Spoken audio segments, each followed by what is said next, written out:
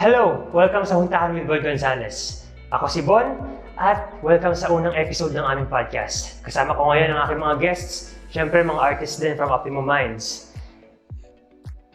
Please introduce yourselves. Hi, ako si Kim. Hello po. Hi, Bon. And hi, I'm Clyde. Nice to see you guys. Ayan, syempre kami yung mga artists from Optimum Minds. Kaya kitang-kita naman sa suit namin, may color coding kami, di ba? Ayan. So sa podcast na ito, mag-uusap tayo ng mga social issues na nakaka-apekto sa Pilipinas, lalong-lalo na sa mga kabataan nito. Syempre, damang-daman natin ito at sa aming pagkwentuhan, sana mas makakita tayo ng liwanag sa mga issues nito at ganoon na rin ang pagiging mas magaan na bumuhay para sa ating kinabukasan. Alright, let's start. So, ang alam ko, pareho kayong galing Canada. Tama diba? Ako lang yung local dito, sila kasi imported. So, imagine niyo 2019, December, narinig nyo, merong virus na kumakalat sa China. It's called nCoV-19 pa ng panahon na yon. Then, na-research nyo, matagal na yung virus na to na nag-exist, so it's not a problem. Dumating ang March 2020, narinig nyo, lockdown ng Pilipinas. Nasaan kayo ng time na yon? Okay, I can start. Nung time na yun kasi I was finishing grade 12. So I was finishing grade 12 and then parang pinaka-worry namin nun is paano yung studies namin kasi parang kung may ganito na kumakalat. Nag-lockdown din kasi agad doon.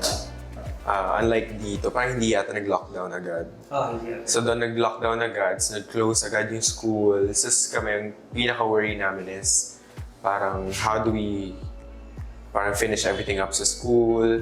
Ako nag-work din ako noon, so parang ang work ko kasi noon is food industry. So worry ko rin na how do I get to work safely.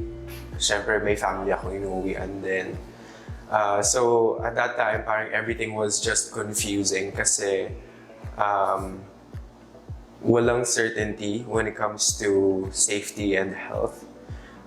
Pero all I could ever do was to keep on reading, to trust what's going on.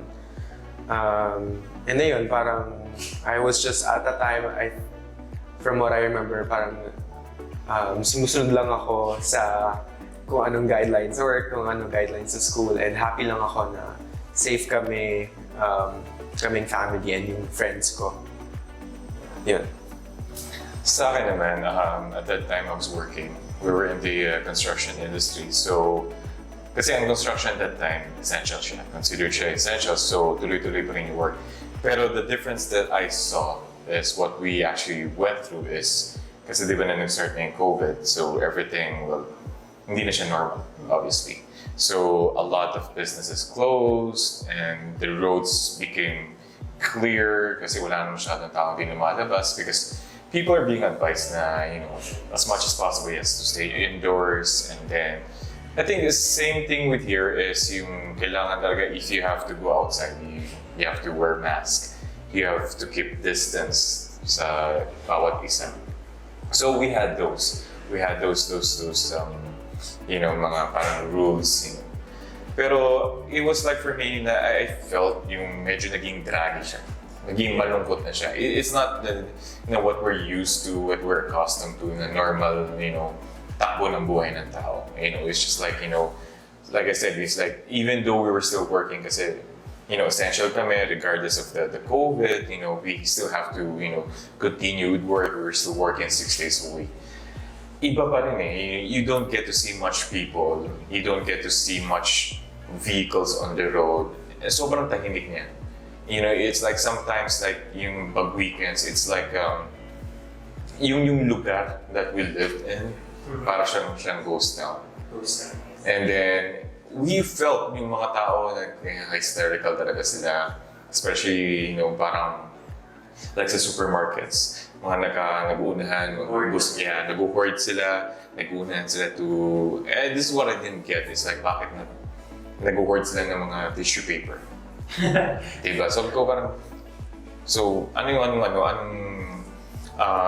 relevance ng tissue paper with the COVID, you know. But yung mga panglinis, nagkakaubusan even with food.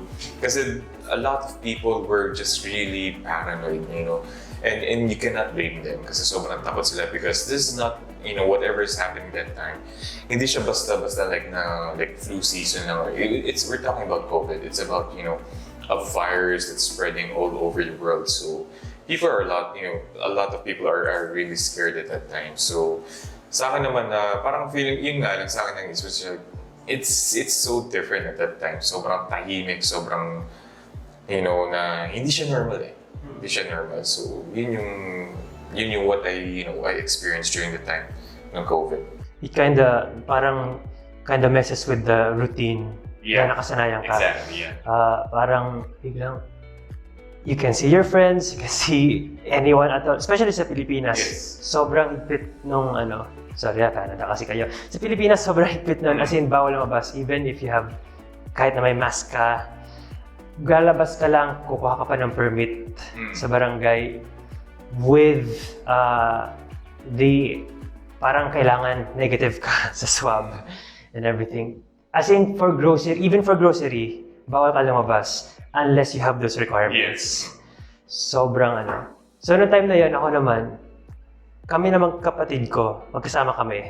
Kasi we were sa school sa Cavite and ang hometown namin sa Baler. So, malayo kami sa parents namin. And it was only until 3 months in the pandemic na nakauwi kami. So, we were kind of fending for ourselves in a way. So, lakad kami pag grocery if magkakaroon kami ng time.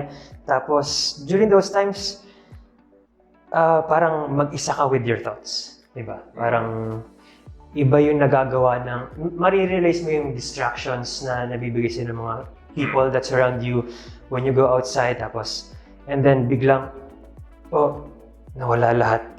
Now you're left alone with your thoughts. Anong nararamdaman nyo during those times? Mentally.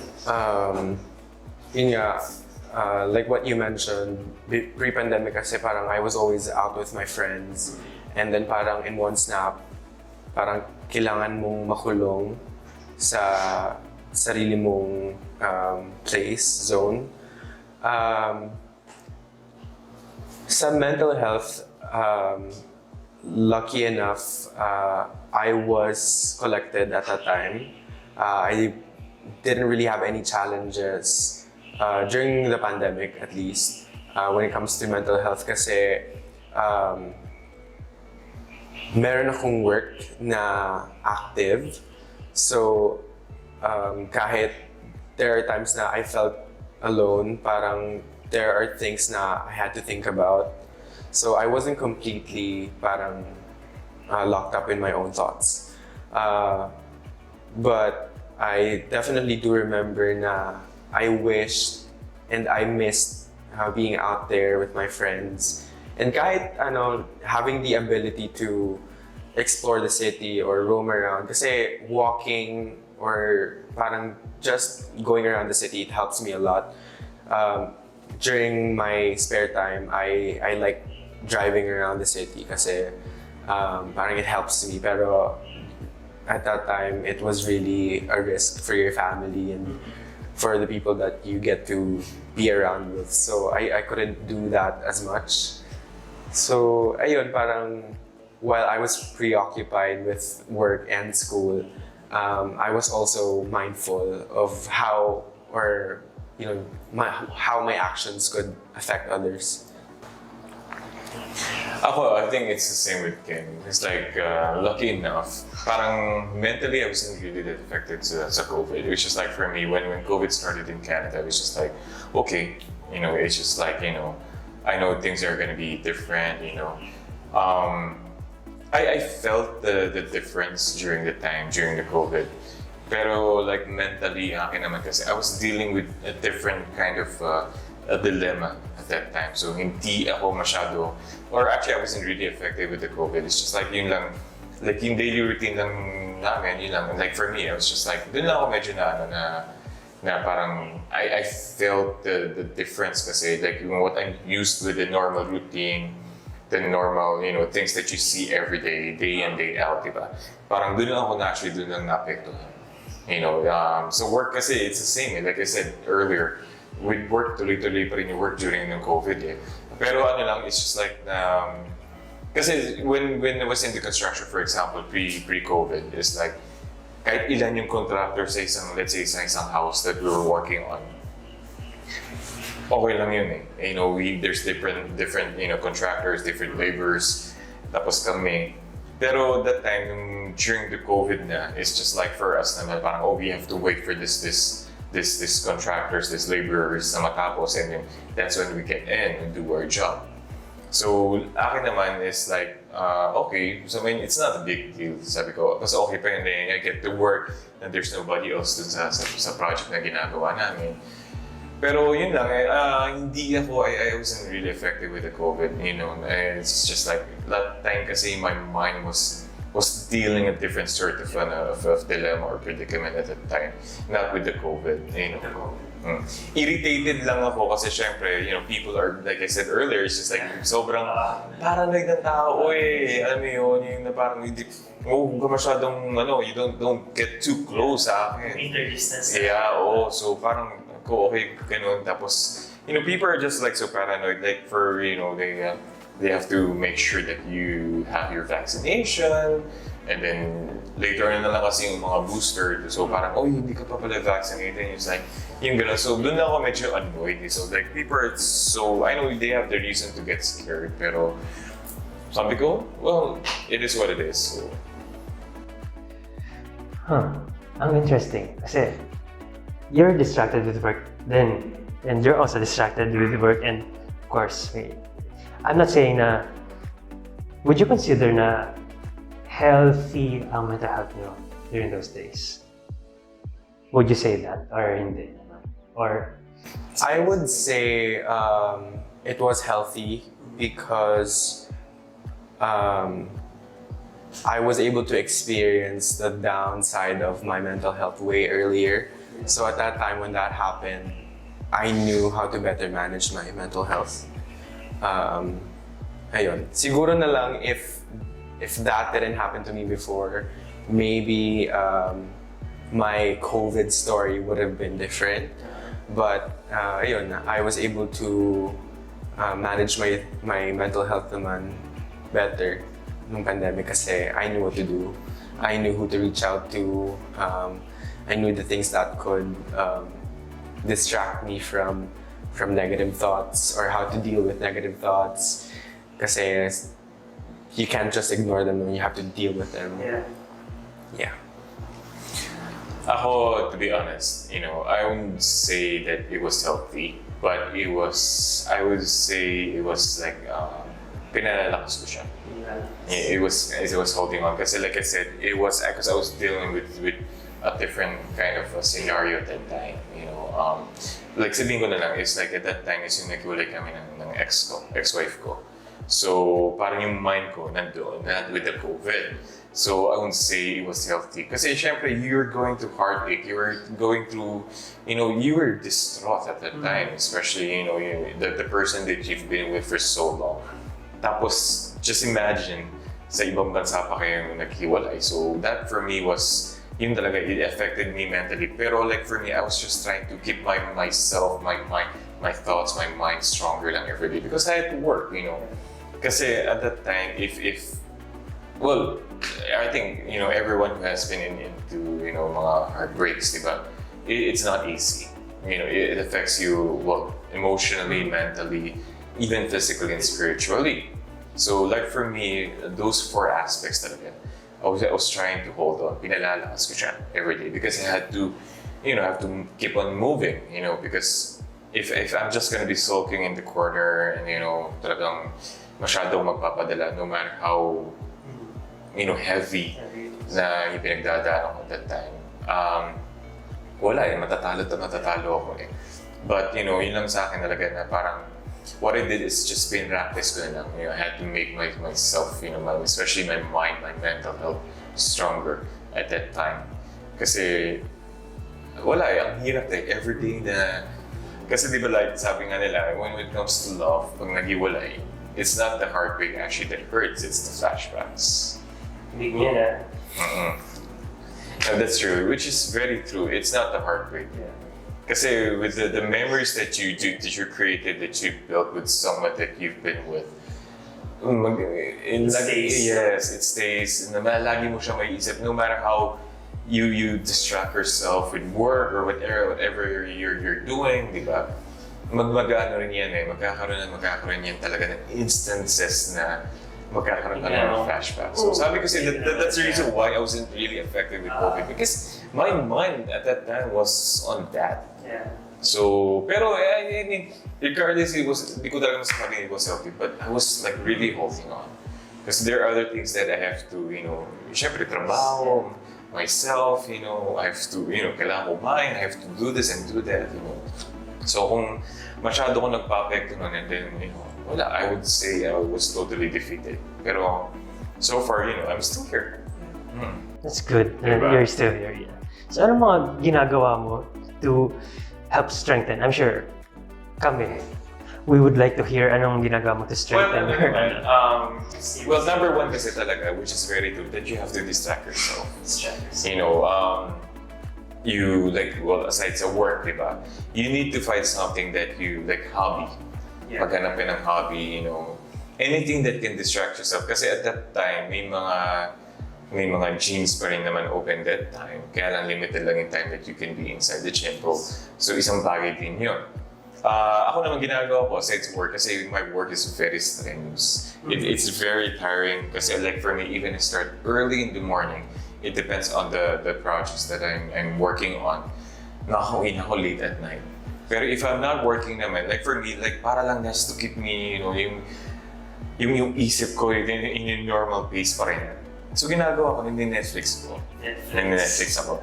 That's when ako nag-start na makahiligan ko yung mga K-drama. Yeah. K-drama. Kasi ako talaga, if you ask me, I never patronize mga palabas.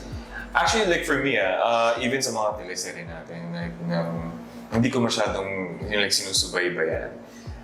Pero in that time when I started watching this first K-drama, parang doon nadidistract yung isip ko. As in, minsan talagang hindi na ako matutulog kasi dire-diretsuhin ko siya matapos from episode 1 until 16. So sobrang nag-enjoy doon. So at least doon, Binge-watch ka na. Kasi at least ako, it is a good thing. Kasi even though na nababad ako doon sa series na pinapanood ko, at least yung mind ko, it was taking off of, what was going on.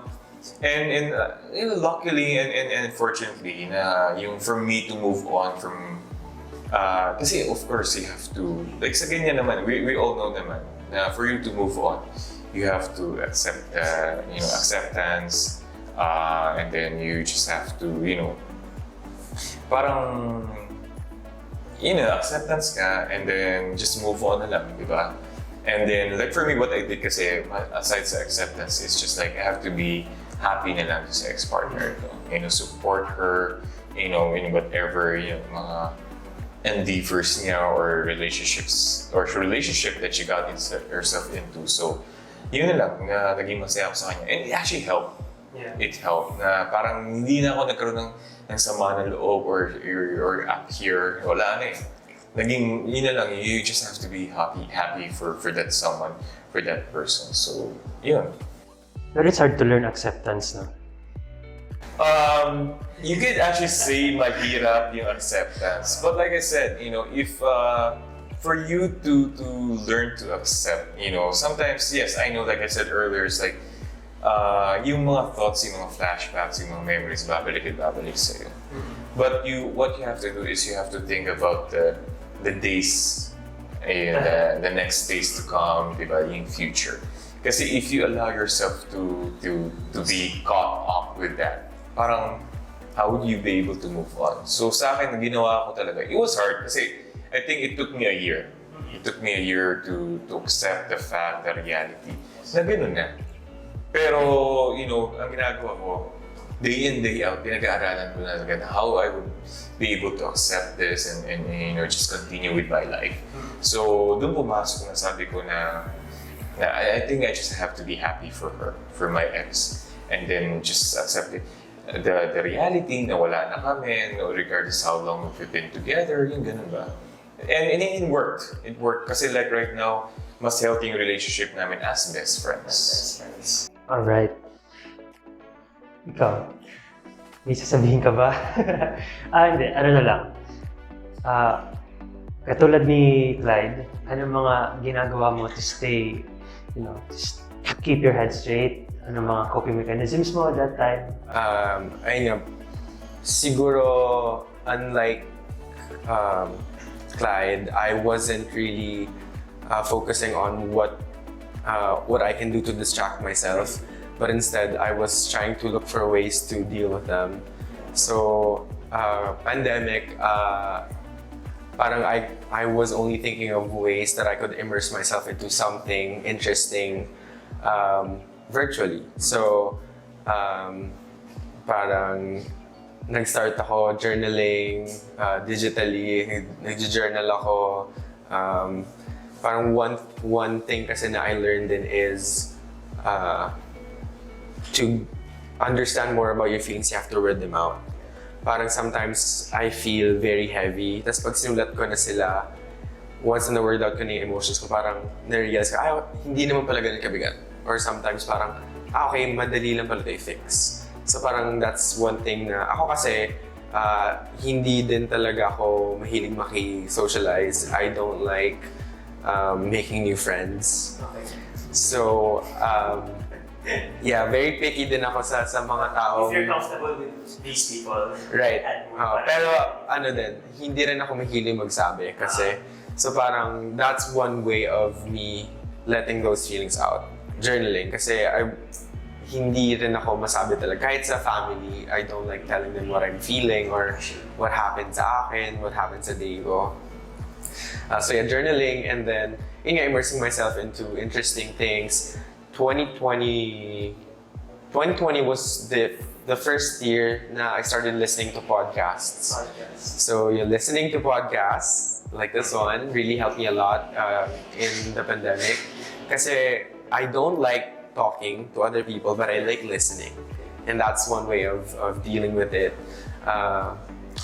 What else did I do? I tried learning different things. Parang I immersed myself into the Filipino culture then. I learned baybayin, how to write, how to read. I watched classic films kasi parang hindi ako mahilig din manood ng films noon. So parang I wanted to immerse myself into the film culture, ganun. And then yeah, at the same time I was doing school and work. Luckily doon mas managed yung pandemic. I lived in a smaller city, so mas konti yung tao. So I was able to, for the first few months of lockdown, okay naman. Pero after, parang doon ako ulit nakalabas, drive around, ganun. So I would say healthy ways of coping, pero mostly doing them alone. But I wasn't lonely naman. I was just alone. Pero I like that better. Ako naman, during those times, ano bang ginawa ko? Wala. Joke lang. Doon nag-start umuso or mag-trending ang TikTok sa Pilipinas. TikTok. So, hindi ako nagsimula mag-TikTok during that time. Recently na ako nag-TikTok, around 2022. Last year lang. Pero napapanood ko siya on YouTube, on Facebook. Joke lang, ayoko. Tapos din umuso yung, mga content na yung si ate girl na kasi sumasayaw na something I can't remember. I think it's si ate may hawak ng kaldero tapos is it the I don't cook or I can cook? Yes, I do the cooking. Yes, I do the cooking. Yeah, yun. Tapos parang okay, noong una hindi ko siya magets. As in hindi ko magets yung content. Pero it makes other people laugh. Right. In a way na, okay, I see. Sige. Kasi, ewan ko, gano'n ako mag-isip ng content. Why does this work? Okay. Parang gano'n. So, it kinda keeps me distracted from what I'm thinking of internally.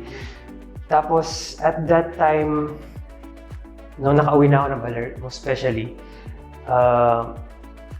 bumili ako ng gitara so that I can start writing songs. Yun ang ginawa ko during the pandemic. I wrote songs for my band that time, and it's mostly rock songs kasi, I don't know, the best expression I had for myself was through writing rock songs. As in, I didn't know why, rock songs in particular. So, pero may mga times na sumusulat ako, acoustic songs, and ganyan, so that I can sing it for myself lang. And then, sinubukan ko mag-record ng sarili ko ng video. Like, this is a message to myself 3 years from now. So, hindi ko pa siya nabubuksan hanggang ngayon. 2025 pa siya bubuksan ulit. So, I tried a lot of stuff to distract myself kasi it was pretty bad for me being left alone with myself. And what distracted me was, of course, my phone. And then, nakauwi kami ng baler. Buti na sa baler, medyo maluwag siya ang policies namin doon. And nakakapagkita kami ng friends ko from time to time, pero not too often. It's more like very occasional. Birthdays, gano'n, pwede siya, pero very limited lang. And, ayun. So, writing music, sometimes writing poems, that's my hobbies na ginagawa ko to distract myself. Movies din. I would say movies. Especially, of course, Netflix din. Hindi ako nagtutok masyado sa K-drama kasi nakapanood ako ng isang buong K-drama. Hindi ko siya tinigilan. Sabi ko, masama to para sa akin kasi baka wala na ako ibang gawin, kundi mag-K-drama na lang. Sobrang nakasama siya. I think in a week nakatapos yata ako ng mga, I don't know, 3 or 4 series. Yes. In a week. Ako, kung alam yung The Goblin. Oh yeah, it's one of my favorites. Ayun. Yun yung napanood ko na una. Tapos sabi ko, okay, Goblin lang. Tama na kasi hindi ako maging productive kapag tinuloy-tuloy ko to. Pero occasionally, I would watch K-movies. Pero that time, ang mga pinapanood ko would be European movies. Sometimes, I don't even understand what language they're talking, pero buti na may subs. Ayan. So speaking of movies, meron tayong sa Optimum Minds, meron tayong movie called Bluer Than Blue. So isa to sa trilogy natin, kasama sa Click, Like, and Share, and it talks about mental health. More on, mas nagpo-focus siya sa depression and anxiety. So, napanood niyo na, di ba? Napanood niyo. So, what did you think of the movie? I think it's a movie that's timeless kasi dealing with mental health, hindi lang siya napagdadaanan dahil COVID lang or so it's a social issue or mental issue din na napagdadaanan way back na probably less addressed before.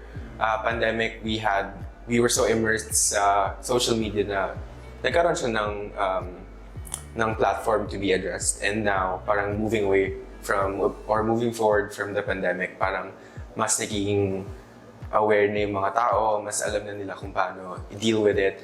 So, thoughts ko watching the movie was parang it just reminded me na maraming taong nakaka-experience ng mental health problems, and not just in one particular way, maraming different ways mo siya pwede ma-experience. And I really admired the friendship that I witnessed dun sa film kasi like ako, as someone na hindi mahilig makipag-socialize, very rare and very lucky when someone, or you get that opportunity to have that someone you can share those feelings with.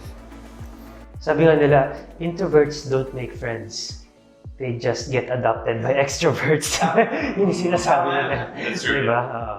Ikaw? Hindi, which is, yun lang yan, to like, just to add with this, or actually, Nick, I totally agree sa sinabi ni Nick. it's timeless. It's a never-ending battle, like for people who are dealing with mental health things, and which is true. It was just less addressed lang at that time, and like right now, like for me, kasi yan din yung concern ko, like when I was in Canada, kasi I get to see, kasi when we were talking about TikTok, kasi ako nakikita ko sa mga TikTok, mostly sa mga videos, like there are a lot of people that are dealing with mental health, diba? And then this is not just like in one particular country, it's everywhere. So, ang akin lang talaga is like if we can only have this like, mas tutukan, not only here in the Philippines but everywhere else, like especially in North America, actually malaking bagay kasi it's a big issue, it's a big deal, in North America, with mental health. And that's why, like yung ang taas ng percentage of people who are, I don't want to use the word, pero who are dealing with mental health, and we all know what happens next, diba? So, ang taas ng percentages sa ganun, and then, dun sa movie kasi, like, which is very true, kasi ang hirap like ako, to me personally, hindi ako introvert, but sometimes I tend to be introvert, like I don't feel, going out or talking to anyone, and which happened to me when I was there. Like I said, when I was dealing with the heartbreak, sabi ko na parang I don't feel, meddling or socializing with other people. Not even with my brother-in-law at that time or yung best friend ko na Canadian. Sabi ko, I don't want, like, yung phone calls, like, I don't want, to talk to with anyone. Pero, siguro, like me kasi talaga, naturally, like, extrovert ako. So, anong nangyayari minsan when you feel like not talking, pero may mga days na like, I wanted to talk to someone, like parang gusto ko rin din, ilabas, i-vent out mo rin what's bothering you up here and up here. And hirap kasi once you're like talagang punong-puno ka na, you really have to release it talaga. And dun sa movie nakita ko rin, which is yung maganda kasi yung exist of friendship nila, because yung sa character, sa main character natin, that she was dealing with yung pagiging introvert niya, and at least there was someone that actually was coping up with her, and dun na maaaring din sa kanya, was just like being, what do you call this, parang a shoulder to lean on din, diba? Support system, yes, that's the right word. Support system. So, yeah, yun lang ako lang is like hopefully that we can, like not only here but everywhere na, maging more, maging more aware tayo with this issue. Kasi, it's not a joke. Actually, it's not a joke. So, yeah, a lot of people are going through this. Tayo sa Optimum Minds, tinutur natin yung film natin sa different schools kasi naniniwala tayo na we have to start awareness as early as they can understand it. As early, dapat nga even before they understand na maharapin nila to one day. They have to be aware na may mga ganitong bagay. And one of the reasons why I love touring and hosting yung film showings, kasi nakikita mo yung students na they're so fascinated with the fact na pwede palang ganito, pwede palang ganyan. Especially kapag may speakers na. Kapag may speakers na, mas malinaw lahat. And they can, nakakapag-ask sila ng questions, may mga Q&A and discussions part, na kung saan yung mga myths na debunk about mental health. Actually, it's kind of parang silver lining. I don't want to say silver lining, pero one of the good things na nangyari pandemic is naging mas aware ang Pilipinas sa mental health. And according sa Philippine Mental Health Association, the mental health crisis is a rising epidemic sa Pilipinas. It's a silent epidemic.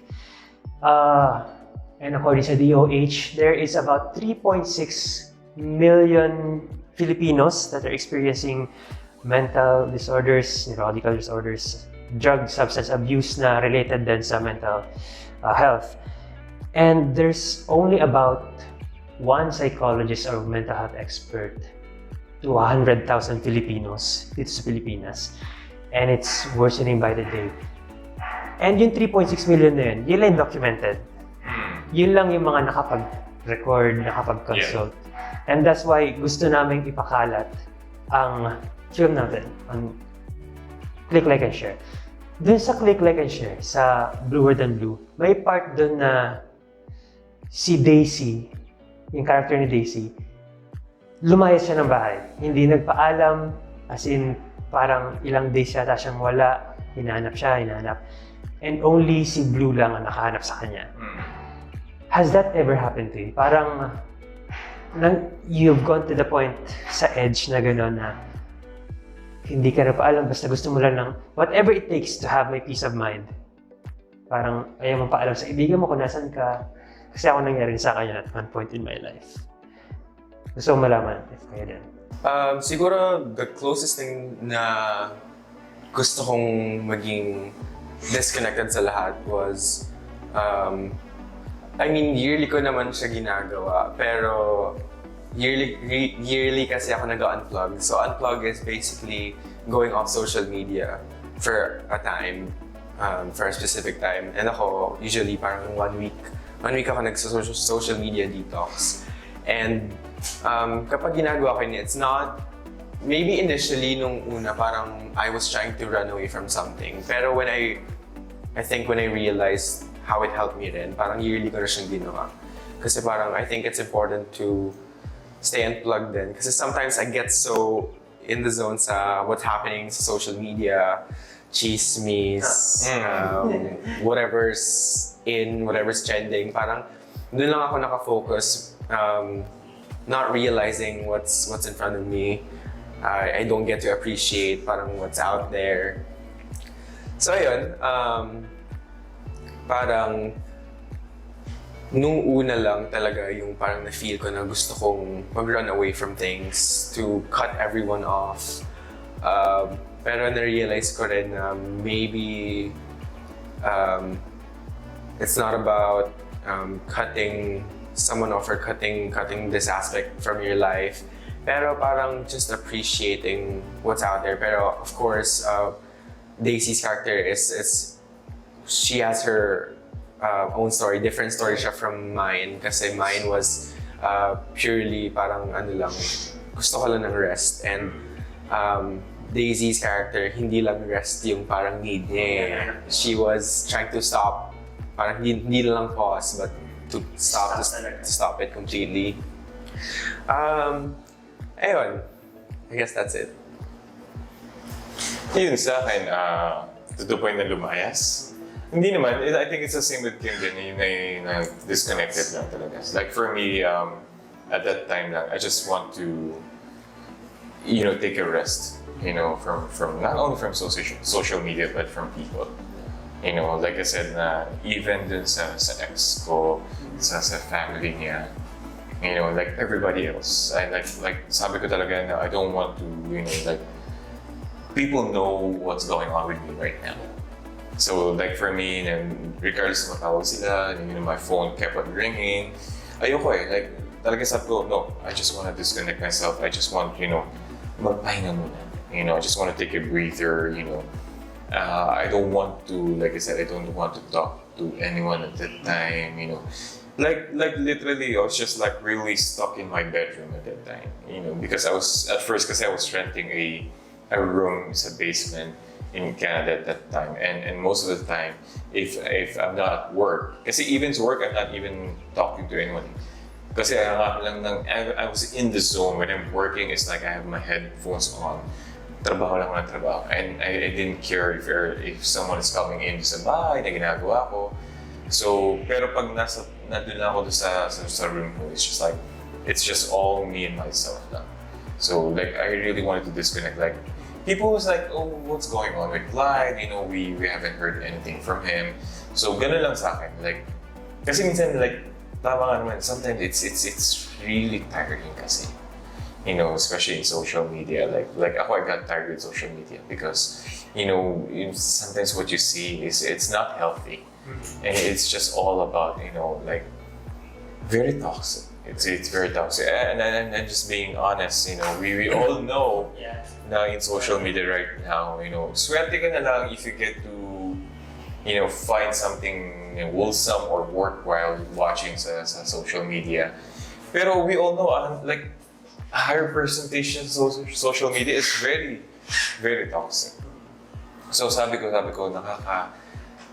this is not worth my time. So, kaya sabi ko, nag-disconnect talaga ako from any social media.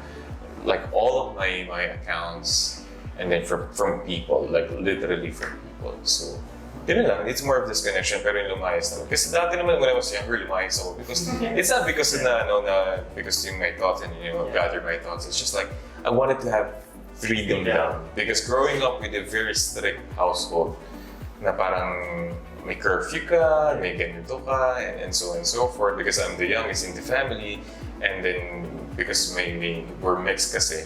So parang yun lang yung times na lumayas na ako is parang gusto ko lang may free na I can do this, I can go anywhere that I want with my friends. So pero like when I got older lang it's more of disconnection lang kasi parang sometimes you just have to be yourself lang, alone lang kasi mental reset. Yes, mental reset na lang.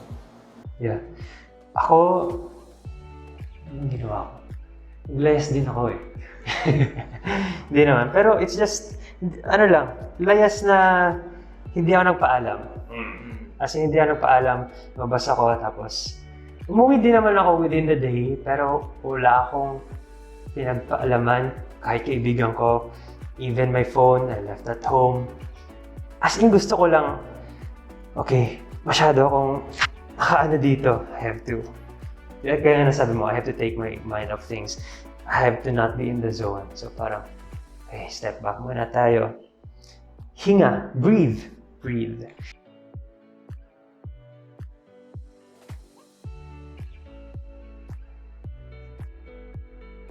Dumating din sa point, ako personally, na wala lang akong magagawa dito. I just have to accept this. So, parang it's a very, very long learning curve for me. Kaya sinasabi ko kanina, ang hirap ng acceptance pag-aralan. Kasi ako mismo, there are things na, okay, wala lang magagawa eh. Ano pang gagawin ko except to move forward. Yeah. So you have to keep walking. Yes. Lumakad ka na maayon saan mo. Ito may tatanong ako medyo subjective, I think, since magkakaiba naman tayo. Sabi mo kanina, you don't like sharing your feelings with your parents or anyone at all. Yeah. Would you say the same? Kasi ako, I share the same sentiment with Kim na I don't really talk about my feelings with my parents or with any kamag-anak at all. Yeah, actually, I would say the same. Same. Like, kasi, being alone, kasi si Kim kasi when he was in Canada, at least you had your family there with you, diba? Kasi Saan ka sa Canada? Sa Saskatoon ako. Ikaw? Ako was in Alberta. Magkalapit ba yun? No. Yeah. No? 8 hours. Oh, Yeah, 6 hours drive. Right, yeah. So hindi kayo nagkita by chance? Hindi. Kasi ako was, like I said, imagine for the years that I've been in Canada, once lang ako actually nakakasyal doon with, so, but most of the time it's just work. Kasi ang hirap eh, your work is 6 days a week. You only have 1 day to rest. So ako, honestly, doon sa 1 day na yun, I'd rather do what I need to do. Like I have to do my laundry, I just have to relax. Kasi alam mo, ang 1 day is just like this. You just, in one blink of an eye, di ba, parang, uy, Monday na naman. So, gusto kong nilulubos lang yung 1 day of yung rest ko. So, sa akin kasi hindi din. Like, well, one thing is because, syempre, we're all adults. Yeah. And ako, I preferred na whatever I was going through, whatever my was going through mentally, emotionally, whatever else, or whatnot. Hindi, I don't get to open sa family ko. Because, ako lang sa lalaki sa family namin. All my siblings are babae. Puro ate and then my mom. And I don't want kasi to see, for them to see me na parang, ang laki kong tao, tapos, when ko yung mga ganito, tapos I cannot cope up with it. So, like I chose na sarilihin ko na lang, whatever na. Kasi that's why I don't go, not even sa friends, bihirang-bihira lang kasi ako mag-open up. Yeah. Pero, yun nga, sabi ko nga, sometimes it's wrong, yung huwag mong sarilihin lahat ng problema sa learn to open up. Wag kong sarili sa'yo. Especially now, I have a family here at Optimum Minds. Sabi rin niya sa akin, learn to open up. Kasi di ako masalita eh. Unlike kay Kim, masalita siya. Kasi nakalimutan ko na ako pala na hindi pala ako bionic. You know, I'm still a human being. Pwede mo i-share sa akin. Pwede ko pa rin i-share. So, I'm not artificially made. So, yeah, actually, I have to learn that kasi yun yung nakasanayan ko before. Would you say, i-advise mo ba na hindi mag-share sa parents? Ako kasi, I don't think it's advisable kasi mayroon siyang repercussions mentally sa'yo. Right. Again, this is something subjective. Yeah. Kasi if I was to have, if you guys have watched Bluer Than Blue, if I was Daisy's, if I was in Daisy's shoes, I wouldn't share sa parents ko. So magkakaiba tayo ng family background. Yes. Ako naman, I had a very supportive parents. I had very supportive parents naman. I think it was just a personal preference. Kasi parang sometimes, yung parents natin, they're very concerned. They're very caring. So parang ako, kapag nag-open up ako ng slide, parang, ano, kumusta ganyan? I didn't like the hassle of getting those checkbacks. Na parang, kumusta na, ano nangyari dito? Na parang ako, ayoko na lang siya isipin. So sometimes, hindi naman siya masama. Hindi siya masama at all kasi they're coming from a place of care. Yes. Pero ako sometimes when I go through things and I just want to forget about them, parang ayoko na siya pag-usapan. So yun lang siguro yung reason why I try to stay away from it. But again, personal preference. Kasi given the chance and given the choice, and kung meron akong mental capacity and time and energy to talk to them, I would. Kasi they give the best advice. I can feel na they love me so much. So I would, personally sa parents ko. But again, kakaiba tayong lahat. Daisy's character is different. Your thoughts? Ako naman, hindi ako nag-share kasi in a way, from hiya lang din. Yeah. So, yun. So, I think, if ever we have something na hindi natin kinakaya, I think it's important to share. Would you agree? Diba? It's important to have a healthy support system din. Na, sabi, surround yourself with people that are good for you mentally. Kahit hindi financially, basta mentally okay lang, diba? So, yeah. Pero you have to make sure when you find, when you try to find the support system, make sure that they're the right support system. Yes. Okay. Let's say, the circle of friends mo na who could be there for you not only during the good times but also the bad times. Yes. Okay. Kasi during the bad times, yan yung mga missing actions. So you always have to make sure that you find the right group of friends or support system. Alright guys, thank you so much for tuning in. Thank you rin so much, Clyde and Kim. Thank you so much for sharing your sentiments, for being here again. Dito sa Huntahan, magkukwentuhan lang tayo. At stay tuned for more. We have a lot more to talk about since marami tayong issues. No? Yeah. So, they'll be back. Maybe they'll be back. So yun, abangan nyo kami. Again, paalam. Thank you guys.